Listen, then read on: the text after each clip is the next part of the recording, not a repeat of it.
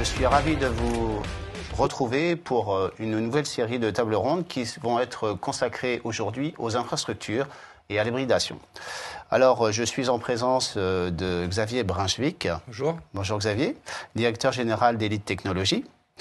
Johan Jousse, directeur du développement de Prolival. Bonjour Johan. Bonjour. Olivier Polaer, président de Silène. Déjà. Bonjour. Sur le plateau. Et nous avons également en ligne Jean-Guy Roche. Alors, je ne sais pas si Jean-Guy est avec nous. Pas encore. Grégory Longueville, directeur technique d'Avasys. Bonjour. Et Marc Lidin, PDG d'Infotélécom HTI. Bonjour. Alors, on ne vous entend pas, mais on vous voit. Alors, on va faire un petit tour de table rapide, juste pour se présenter un peu plus. Vous allez nous dire le métier de votre entreprise et puis chiffre d'affaires effectif et implantation. Alors, Xavier, à vous la parole. Écoutez, bonjour à tous. Xavier Brunswick, donc président directeur général de Elite Technologies.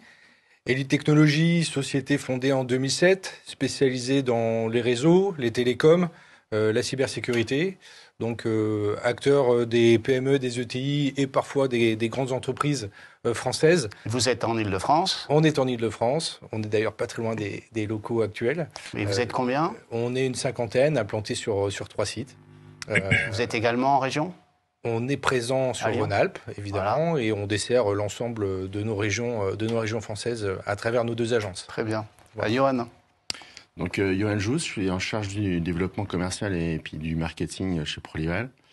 Voilà, aujourd'hui, on est 330, mais on vient de grossir avec l'acquisition de Prolival par Infodis. Donc, aujourd'hui, on constitue un groupe de 2000 personnes. On est implanté en région parisienne historiquement, donc à Colombes, pas très loin d'ici. Et puis, on a des centres de services qui sont implantés en région, au niveau groupe et au niveau de Prolival. Donc, dans les Hauts-de-France et dans le sud-ouest et dans le sud. Très bien. Olivier. Fondateur Silène. de Silène. Donc Silène, c'est une expérience qui date depuis 1986, qui a changé de braquet en 2016 quand on a ouvert notre capitale. Et à l'heure actuelle, donc c'est 400 personnes, c'est 10 implantations en France, 4 à Paris, donc 14 en tout. Je détaille les deux. Et notre métier historique, c'est vraiment l'infrastructure avec l'opération de data center. Et on a évolué énormément vers le digital, donc la valorisation des données, tout ce qui est, on va dire, big data, data lake, etc., etc. Donc une structure plutôt orientée ETI et filiale de grands groupes. Alors, Grégory, est-ce que vous nous entendez ? Oui, je vous entends. Ouais. Alors, Avasys. Donc, Grégory Longueville, moi je suis directeur technique d'Avasys. Avasys, c'est une société qui a été créée en 2008. Aujourd'hui, on est un peu plus de 200 personnes réparties sur une dizaine d'agences en France. Historiquement, notre siège est en région Rhône-Alpes, mais on rayonne sur une partie du territoire national. Et le métier principal ou les métiers ? Les métiers, alors l'ingénierie en mode projet, l'expertise autour de différents domaines de compétences, l'infogérance et différents centres de services qui regroupent des activités de MCO et des services de cybersécurité. Très bien. Marc, alors vous avez 2 sociétés, Infotélécom et HTI. Alors, on ne vous entend pas. Ah, bon, alors, je suis désolé, on va remettre ça ne va pas tarder. On va commencer et puis dès qu'on me signale qu'on vous entend, on vous reprendra. Alors, on annonce la fin de l'informatique sur site depuis des années. Celle-ci est jugée insuffisamment agile, coûteuse, mal sécurisée, et à contrario, le cloud se réparait de toutes les vertus. Alors, la question, je vous la pose d'emblée, faut-il tout migrer vers le cloud ? Faut-il inciter les clients à sortir leur charge de travail de leurs infrastructures sur site ? Quels sont les inconvénients et les avantages de le faire ? Allô ? Oui, ça y est. Vous m'entendez mieux ? Oui. Oui, on vous entend. Alors, parfait. Marc, dites-nous. Oui. Alors, Infotélécom est une société de télécommunications. On propose nos propres trunkships, nos propres matériels de télécommunications, Internet, cloud, et la partie HCI, c'est plus de l'infogérance, c'est plus de la sécurisation et de la cybersécurité avec de la sauvegarde et de l'hybridation, justement, chez nos clients. Et vous êtes implanté ? à Perpignan, dans le 66, et on a à peu près 1000 clients répartis dans toute la France, puisque on a la chance d'avoir des sociétés qui sont implantées un petit peu partout. Très bien. Grâce au groupe Ravis, on peut en fait envoyer nos collaborateurs partout en France. C'est un avantage. Parfait. Alors on va démarrer tout de suite avec Olivier concernant donc les infrastructures cloud. Faut-il migrer dans le cloud? Vous, Olivier, vous dites que seulement 10 à 20% des infrastructures sur site ont migré. Oui, parce que en fait, la migration au cloud, c'est intéressant, mais le cloud, ce n'est qu'une succession de data centers qui sont interconnectés. Et de toute façon, l'informatique peut pas travailler en un lieu unique. C'est-à-dire qu'à partir du moment où on a une usine, une industrie, des utilisateurs, de toute façon, il y aura toujours de l'informatique on-prem. Simplement une borne Wi-Fi, un commutateur, enfin bon, de toute façon, il y aura toujours des choses on-prem. Il y aura toujours des choses en data center, puisque de toute façon, le cloud est en data center. Et après, donc, différencions sincèrement ce qui est du cloud façon SaaS, c'est-à-dire mise à disposition d'applications comme un Office 365 par exemple, et du cloud façon IaaS, c'est-à-dire mise à disposition d'infrastructures. Et alors, autant sur l'aspect platforming, autant sur l'aspect solution, ça a du sens, et dès lors qu'on a en plus de la grosse variabilité de données ou de besoins de ressources, c'est complètement pertinent. Autant sur l'aspect IaaS, on va prendre quelque chose qui marche en interne et aller le mettre le plus loin possible de chez soi en espérant que ça marche aussi bien, ça n'a pas de sens. En plus, encore une fois, c'est nous qui faisons une partie de la MCO pour Data 4, donc on connaît assez bien. Je peux vous garantir que le cloud, en fait, c'est des data centers comme les nôtres, c'est des serveurs dans des racks, et donc de toute façon, on aura toujours besoin d'informatique dans des data centers, d'informatique on-premise, et de choses qui sont plus ouvertes à l'extérieur. Maintenant, dire que ça répond à tout, c'est une hérésie. Enfin, si on fait un comparatif assez rapide avec les véhicules, il y a des bus, il y a des camions, puis il y a des voitures de sport. Est-ce qu'on doit tous rouler en bus ou tous rouler en camion? Ça n'a aucun sens. Ok. Alors Grégory, vous pensez qu'on va vers moins d'informatique sur site car les compétences se raréfient? Alors effectivement, on a le marché de la compétence dans l'IT, où on est tous un petit peu contraints sur le recrutement et sur les métiers historiques de l'infrastructure, à le voir notamment sur les jeunes profils qui se tournent sur des métiers plus porteurs comme la cybersécurité. Donc la gestion de la compétence est un enjeu. Alors est-ce que ça doit guider nos choix technologiques pour nos clients? Pas nécessairement. Mais beaucoup de gens s'intéressent ou cherchent à développer leurs compétences sur des providers de cloud public, par exemple comme AWS ou Azure. Beaucoup de clients vont sur ce sens-là. Donc je partageais en partie les propos d'Olivier. Après, la typologie des clients peut aussi faire adapter ce discours dans la mesure où aujourd'hui ouvrir des sites sur des pays éloignés, par exemple, on le voit, on a accéléré pour des clients des déploiements de nouveaux sites ou de nouvelles plateformes, puisqu'on n'avait pas à gérer les plateformes physiques, l'intégration data center, ainsi de suite. Donc dans certains cas, le cloud public permet d'accélérer des temps de déploiement. Donc voilà, est-ce qu'on peut avoir une réponse unique? Pas nécessairement. C'est le principe comme vous expliquiez, des véhicules. Et on doit, nous, en tant qu'intégrateur, adapter les réponses qu'on propose à nos clients. C'est difficile d'avoir une démarche technique unique pour tous les clients qu'on a. Les besoins varient en fonction des métiers, en fonction de la taille des clients. D'autant que donc les éditeurs poussent très fort vers le cloud public. Vous êtes tous d'accord, j'imagine, là-dessus. Marc, peut-être? Oui, aujourd'hui, on voit que les éditeurs, en fait, changent leur modèle économique pour faire du récurrent, en fait. Ils se sont rendus compte que c'était beaucoup plus rentable de faire payer tous les mois une prestation que de vendre un logiciel. Ce qui fait qu'on se retrouve avec des onglets ouverts de partout, pas de possibilité d'interconnecter des bases de données ou alors avec des API, ce qui rend plus complexe encore le mode hybride. Nous, on utilise le mode hybride dans le cas de la sauvegarde et du plan de reprise d'activité. Je pense que ça a un sens de mettre ces données de sauvegarde ou son réplica sur un data center.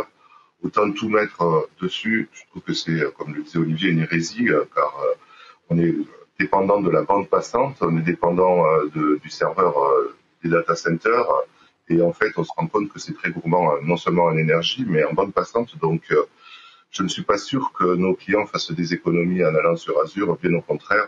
Et ça demande de la proximité, je trouve, aujourd'hui, de devoir proposer à nos clients des sauvegardes qui sont localisées, géolocalisées et qui sont bien sûr en France. Et on en parlera quand on passera au sujet suivant.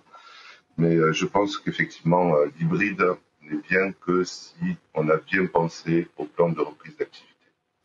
Alors Xavier, vous aussi, vous êtes assez porté vers le cloud, mais finalement, vous avez un certain nombre de ressources qui sont encore en interne, notamment l'Active Directory. Alors, qu'est-ce que vous pensez de...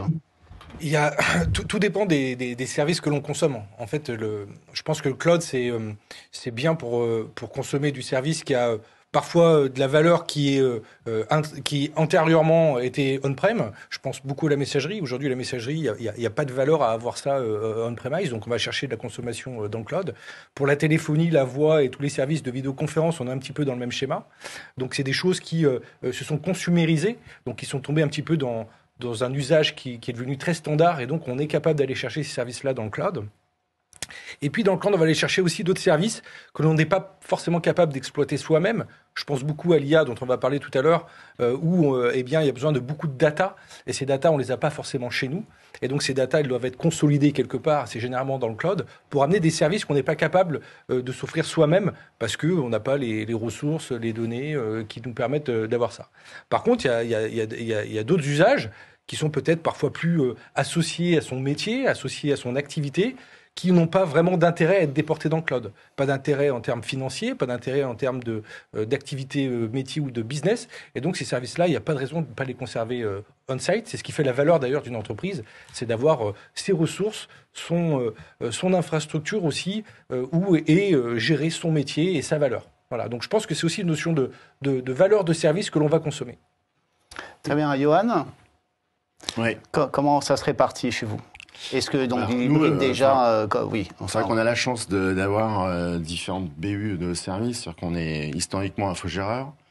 On a cette culture de nous occuper de la MCO, des infrastructures de nos clients, de leurs applications. On est provider de cloud privé souvent depuis 15 ans avec Horizon. Et puis on est aussi intégrateur. Donc on a tous les cas de figure. Aujourd'hui, je rejoins un peu aussi mes camarades. C'est vrai qu'il y a un taux d'adoption sur le marché qui est assez différentiel en fonction de la taille des entreprises, mais aussi des services que l'on va mettre dans le cloud. La messagerie, on n'en parle plus. C'est vrai que tout ça se fait phagocyter par 2-3 acteurs. Ensuite, nous, on va plutôt se positionner sur les applications critiques. Donc, sur le cœur de métier de nos clients, sur le core banking, sur les ERP des industriels, dans le monde du retail, pareil. Et donc, c'est là où les enjeux se portent, où la souveraineté va porter tous ces enjeux. On va prendre quelques chiffres. Aujourd'hui, je crois qu'en France, c'est 19% des budgets de DSI qui sont consacrés au cloud. Aux États-Unis, c'est 40%. Donc ça laisse une grande marge de manœuvre. On est toujours un petit peu en retard en Europe, mais ça laisse présager quand même d'une tendance mondiale sur l'adoption du cloud. Et après, c'est vrai que c'est hyper dépendant aussi de la taille des entreprises. Aujourd'hui, les grands groupes sont tous, je crois qu'ils sont à 90%, tous ont au moins 3 ou 4 providers de cloud différents, en tout cas des services de cloud différents. Là où les entreprises plus restreintes commencent aussi à s'engager dans cette voie où, évidemment, il y avait un peu plus de retenue historiquement. Oui, vos clients, Olivier, c'est pareil. Vous me disiez 20% tout à l'heure, mais... En fait, je rejoins l'argument de mon camarade, c'est que si on prend les États-Unis est un territoire immense avec un réel souci d'irrigation télécom. Et donc, du coup, comme les télécoms valent très cher, il vaut mieux avoir des liens publics et avoir un cloud qui couvre le tout. Historiquement, la France est un pays qui est extrêmement dense en communication, où on peut avoir du gigabit qui couvre le territoire sans aucun problème. Et donc, la notion de consolider les systèmes d'information en un lieu unique pour les irriguer, c'est quand même largement meilleur. Et en fait, le problème, c'est qu'on parle toujours de cloud public. Mais c'est bien, mais... Moi, ce que je retiens du cloud public, c'est que quand on veut faire de l'Oracle, c'est quand même le cloud public de Oracle. Quand on veut faire du SAP HANA, c'est quand même le cloud public de SAP HANA. Quand on veut faire ceci, si on parlait de messagerie, quand on est clairement sur Gmail, c'est Google, et quand on est sur Office, c'est Azure. Et on s'aperçoit qu'en fait, quand on veut commencer à hybrider les uns et les autres, c'est quand même extrêmement compliqué parce que les portails ne communiquent pas, les données ont du mal à sortir, il y a des taxations dans tous les sens. C'est-à-dire que, en fait, dans la réalité, il y a un discours qui est extrêmement commercial et qui est génial, et puis il y a la réalité. Et la réalité, on en parlera tout à l'heure, c'est quand on parlera de la sécurisation des applications qui sont en mode SaaS, etc. Quand vous prenez des entreprises qui commencent à avoir 2, 3, 400, 500 applications, imaginez ce que ça donnerait si tout était ventilé chez des opérateurs en SaaS. Mais d'un point de vue sécurité, interconnexion, structuration de la donnée, ce serait juste ahurissant. Et donc c'est pour ça, je pense qu'il faut faire la part des choses entre ce qui est globalement utilisé par tous, la messagerie, le collaboratif, alors là j'ai pas de débat, le e-commerce, le machin, etc. Là, pas de problème, c'est ouvert, on communique à la plus grande masse et on communique mondialement.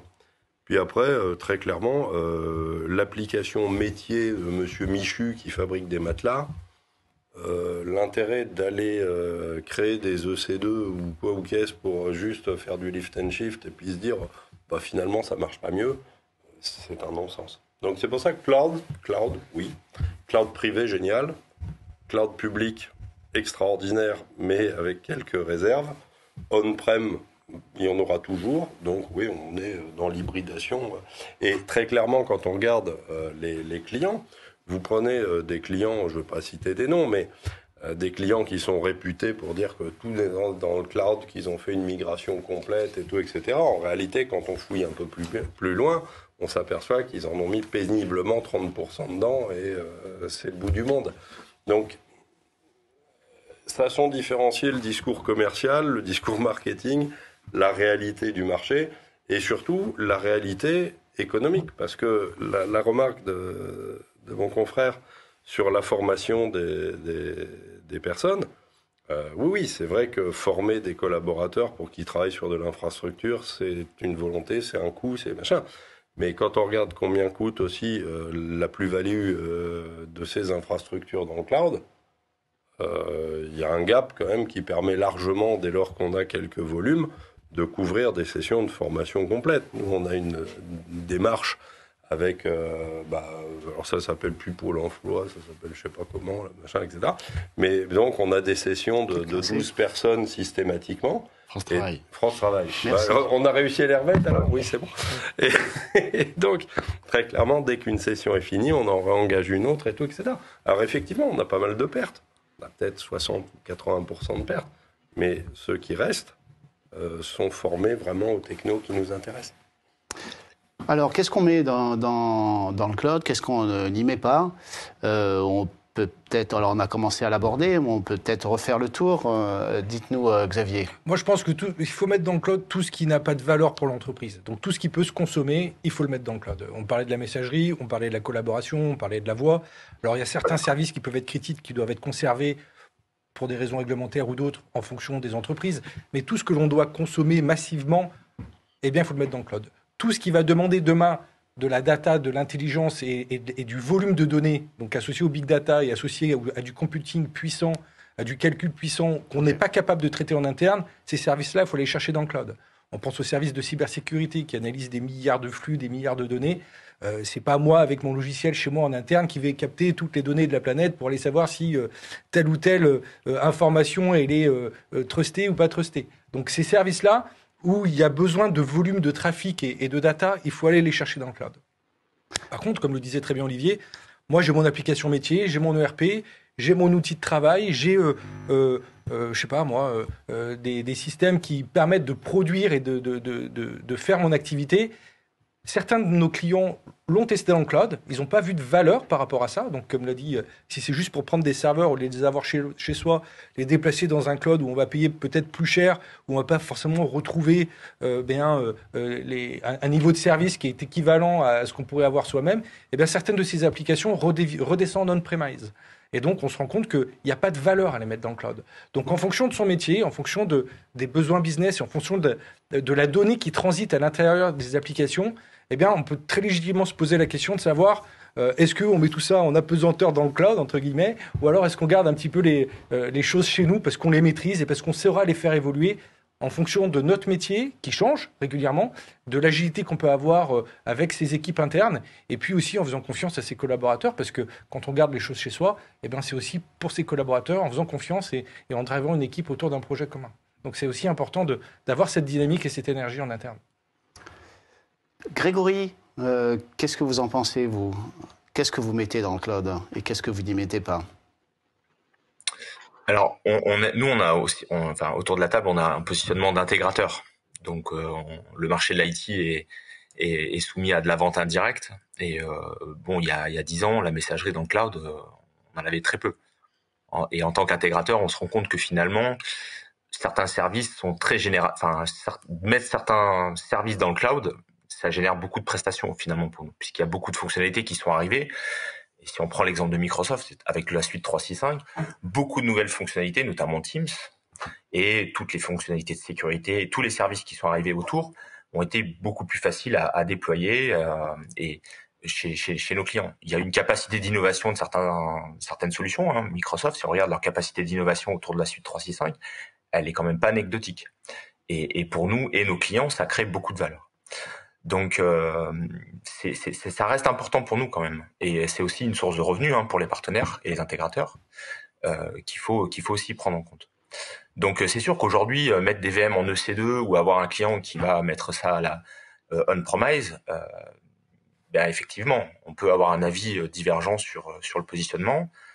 Ce qu'on constate aussi, c'est qu'il y a une réalité un petit peu économique. Voilà, acheter de l'infrastructure on-premise, c'est de l'investissement. Voilà, on investit sur 3-5 ans. Et certains constructeurs ont adapté leurs offres justement pour un petit peu contrecarrer les offres cloud où on paye à la consommation ou au mensuel.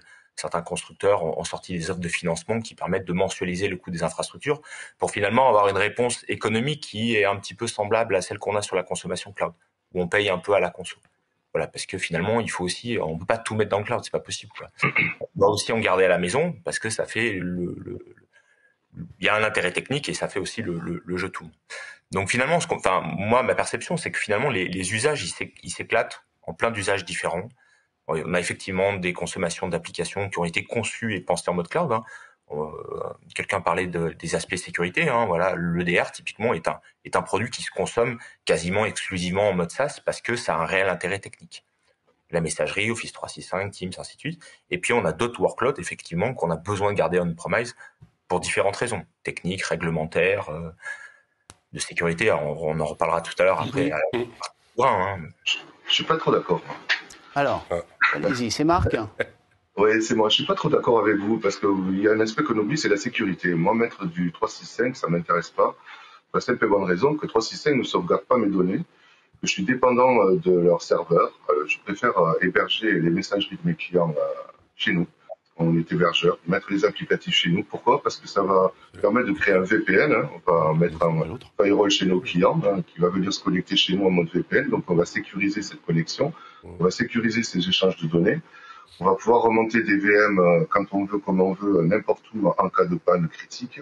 Je suis pas pour une externalisation de la messagerie. Je suis pas pour une externalisation de tout et n'importe quoi. Pour une question de sécurité et pour une question de confidentialité des données. Voilà, je ne vais pas envoyer sur le cloud de 365 tous mes mails avec mes pièces jointes, avec toute ma stratégie d'entreprise à l'intérieur. Je préfère largement les avoir pas très loin, la possibilité de pouvoir aller chercher une donnée comme je veux, quand je veux. Oui, vous dites que les clients aiment manager leur serveur. Oui, ils aiment qu'on manage leur serveur, ils aiment avoir leurs données chez eux. S'ils ont une panne Internet, ils pourront toujours aller accéder à leurs données. Alors que là, s'ils sont coupés d'Internet, ils n'auront plus accès à rien et ça mettra tout le monde au chômage technique. Donc ça demande des développements de passantes plus gourmands, ça demande d'avoir des sécurités plus présentes. Donc je suis plus pour une hybridation sur la sauvegarde et sur quelques données ou sur quelques machines bien précises que pour tout mettre sur le cloud parce que on nous incite à le faire, parce que Microsoft a décidé de faire plus d'argent en faisant cette chose-là. On le voit avec Teams, d'abord gratuit, mais en payant. Là, on va changer, les 365 vont encore évoluer, on va devoir revendre des licences différentes avec, voilà. Donc c'est plus un jeu économique pour ces gros faiseurs qu'une solution pérenne pour nos clients. Oui, mais il n'y aura peut-être pas le choix à terme. Il y aura peut-être même plus de licence perpétuelle. Complètement, oui. C'est ce qu'on voit de plus en plus. C'est que ça disparaît. Il y a d'autres possibilités. Il n'y a pas que 365. Il n'y a pas que Microsoft. Il y a d'autres faiseurs qui donnent des possibilités différentes. Donc, il faut pas toujours aller vers les numéros 1 mondiaux. Ok. Alors, Johan, qu'est-ce que vous en pensez ? Vous pensez qu'effectivement, on va trouver quand même des services spécifiques qu'on ne trouve que chez les hyperscalers. Quelle est votre religion là-dessus ? Après, la vérité, elle est jamais noire ou blanche. On essaie de trouver quand même... L'idée, c'est quand même d'accompagner les clients. Alors, c'est vrai que je rebondis un petit peu sur ce qui vient de se dire, c'est que... c'est vrai que si on avait un peu plus d'alternatives sur les hyperscalers, sur les services de 365, et puis parce qu'on en parle beaucoup, bien sûr, mais évidemment qu'on le ferait tous. Mais au-delà de tout ça, garder des infrastructures chez soi, ça pose la question surtout pour les clients de leur organisation et du maintien des compétences chez elles. Oui. Aujourd'hui, on a dit, les infrastructures sont hyper complexes. Donc la MCO, le maintien en condition opérationnelle, gérer ces infrastructures à la maison, c'est de plus en plus complexe. C'est plus l'informatique d'il y a 30 ans. Donc aujourd'hui, il faut avoir les experts dans tous les domaines. Les enjeux de sécurité se sont complexifiés à outrance. Et donc maintenir ça, c'est très très compliqué. Le marché est très tendu. Et donc évidemment de se recentrer sur le business. En fait, l'idée vraiment pour nous, on voit bien les entreprises sont pas toutes égales dans leurs organisations et leurs DSI. Donc on a des DSI dans des grands groupes qui sont très réduites, justement parce qu'elles ont fait le choix de l'externalisation et puis de pouvoir adresser des portefeuilles de compétences mutualisés avec des centres de services comme celui de ProLevel, mais il y en a d'autres. Donc l'idée, c'est vraiment de pouvoir adresser ça. Et donc aujourd'hui, on essaie vraiment d'avoir cette mixité. Alors, je parle même plus d'hybridation, mais cette proposition où on va accompagner tous nos clients sur... peut-être qu'ils en gardent un petit peu, mais c'est vrai que sur le fond, je pense qu'aujourd'hui, les DSI sont aussi le bras armé du métier. Et l'idée, c'est quand même qu'elles puissent se concentrer sur le métier de leur structure et de laisser les couches de l'infrastructure à un partenaire, puisque aujourd'hui, c'est difficile de staffer sur l'ensemble. Et vous avez rajouté des couches cyber. Est-ce que c'est plus compliqué de faire de l'hybride que de faire du sur-site classique? C'est sûr que aujourd'hui, on a des services de cyber avec un SOC dédié, avec des équipes dédiées. Donc, alors ça, c'est essentiel pour accompagner nos métiers d'infogérants et de cloud souverain. On ne peut pas le faire sans. Nous, avec nos certifications ISO 27001 et hébergeurs de données de santé, on n'a pas le choix. Néanmoins, effectivement, on a... tous nos clients aujourd'hui ont quasiment embrassé tous une stratégie multi-cloud. Donc, on va aller chercher des services, comme on l'a dit, chez des hyperscalers, et puis on va mettre toutes les applications critiques sur un cloud privé qui permettent de garder soit la propriété intellectuelle de son savoir-faire et de sécuriser cet ensemble. Et donc oui, c'est plus difficile évidemment d'adresser les questions de sécurité dans une hybridation, mais de toute façon elle est nécessaire. Aujourd'hui là, je sais plus, là aussi on peut parler chiffres, mais je crois que c'est 70% des entreprises sont dans cette stratégie d'hybridation, donc il y a pas le choix. Donc si on le fait pas, on fait autre chose, quoi. Et pour compléter, l'hybridation, elle n'est pas que dans les infrastructures, aussi elle est dans l'hybridation des méthodes de travail. Les gens ne sont plus que au bureau. Les gens, ils sont au bureau, ils sont chez eux, ils sont en vacances, donc l'accès aux ressources et la façon dont on travaille. Aujourd'hui, on parle de travail hybride d'ailleurs. Autant qu'on parle d'infrastructures hybrides, ce travail hybride et ces infrastructures hybrides, ça va ensemble. C'est-à-dire que si ça se trouve, s'il n'y avait pas eu cette fameuse période de Covid où tous les gens se sont dit mince, il faut qu'on travaille autrement, peut-être que l'accélération vers le cloud n'aurait pas été aussi rapide, et peut-être qu'on n'en serait pas là aujourd'hui. Donc, les méthodes de travail et les architectures qui sont en face, ça doit être aligné. Donc, je pense que si demain le travail continue à être démocratisé et être, on va dire, éclaté entre le bureau, la maison, enfin où on veut, eh bien, les architectures doivent suivre derrière, et la sécurité autour de l'accès aux ressources, de l'accès aux données, de l'accès à ces outils de travail, là aussi, elle doit être renforcée. Et je pense que l'enjeu de la cybersécurité, c'est surtout ça, dans le monde de l'hybridation. C'est de sécuriser les infrastructures hybrides. Et puis deux, c'est aussi de sécuriser le travail hybride pour accéder à ces infrastructures hybrides. Voilà. Donc l'enjeu, il est vraiment double à ce niveau-là. Contrainte de continuité d'activité, Grégory, c'est aussi le sujet pour vous. C'est un vrai enjeu, effectivement, surtout dans le cadre de l'hybridation. Les clients, ils en mettent un petit peu, effectivement, partout. On le voit notamment pour les entreprises qui sont dans la finance, ceux qui sont soumis à DORA, par exemple. La partie reprise informatique, elle fait partie intégrante des enjeux. Bon, beaucoup de clients ont pris la dimension quand même de ces choses-là, avec des tests de PRI, des documentations, même sans être soumis à des normes ou à des certifications. Les clients prennent quand même les enjeux de ces sujets. Et c'est vrai que l'hybridation, pour le coup, rajoute de la complexité dans ces plans de reprise d'activité, puisqu'on en met un peu partout. Et puis il y a des services comme typiquement Office 365 qui effectivement par défaut n'est pas sauvegardé. Comment on assure la continuité de ces services-là? Donc certains clients ont effectivement défini des méthodes de travail pour se dire voilà, si demain un service critique comme Office 365 n'est plus disponible, comment on fait pour échanger sur les canaux de communication type Teams et la messagerie. Okay. Donc les gens commencent à prendre le recul sur ces sujets-là, effectivement. Alors, est-ce qu'on voit tout de même des clients qui reviennent du cloud, qui ont expérimenté le cloud, mais qui n'ont pas été satisfaits pour X raisons? Est-ce que vous avez des exemples, Grégory? On a quelques exemples, effectivement, de clients qui quittent des data centers pour réinternaliser leur infrastructure on-premise pour des questions de coût, d'hébergement, puisque mettre son infrastructure même dans un data center, il y a des mensualités à payer. Alors le prix de l'électricité, qu'on soit en data center ou à la maison, c'est un peu le même, on va dire. Il y a des sujets. Il y a eu aussi parfois des litiges avec des fournisseurs SaaS, par exemple, qui fournissent des applications qui ne respectent pas le SLA, et du coup les clients préfèrent réinternaliser les applications sur leur infrastructure on-premise pour garantir une meilleure qualité de service. Puisque ça revient un petit peu à ce qui était dit au début. Finalement, le cloud, ça n'existe pas.